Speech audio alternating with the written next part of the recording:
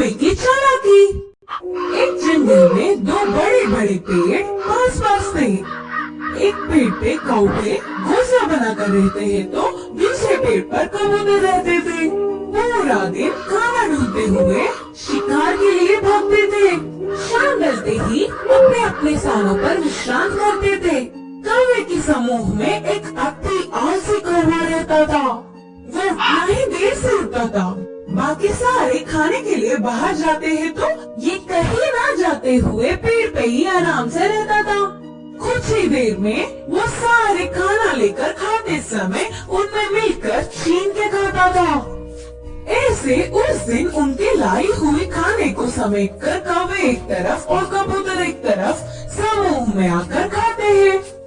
तो कौवे हर समय झगड़ते हुए अपने अपने बल से आहार लेते थे। कबूतर तो सब मिलजुल कर रहते थे, बिना किसी झंझट के एक सामान बांटकर खाते थे।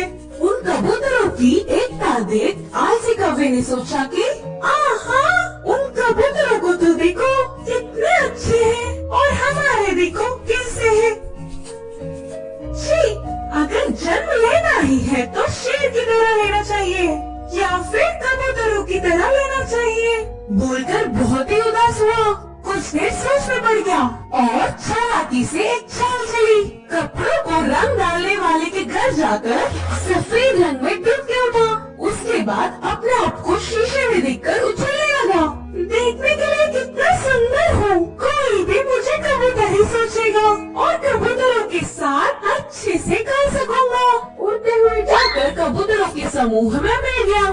धीरे से अच्छे से खा रहा था। खाने के लिए झगड़ा कर रहे कौवे को देख नफरत करने लगा। ऐसे कुछ दिन बाद उस आलसी कौवा बिना कष्ट किए आराम से रहने लगा। एक दिन भूख से बहुत भाग गया। गले में खाना अटकने से पानी के लिए रोक नहीं पाया और तुरंत बोल के जोर से चिल्लाने लगा।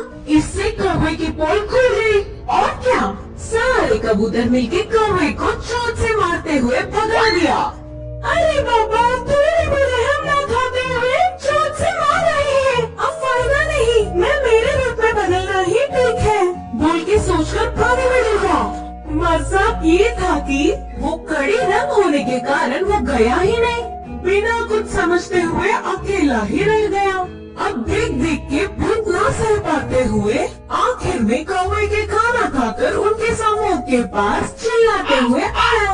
वो कोई अजनबी पक्षी है समझकर सारे कौवे एक होकर उसे भगा दिया। उस आलसी कौवे की चाल विफल होकर उसके लोग भी आने नहीं देने से आखिर में अकेला रह गया। इस कहानी की नीति है कि बाजू वालों के लिए भागने से अच्छा हमारे लोगों से खुश रहे। जादुई बिजली।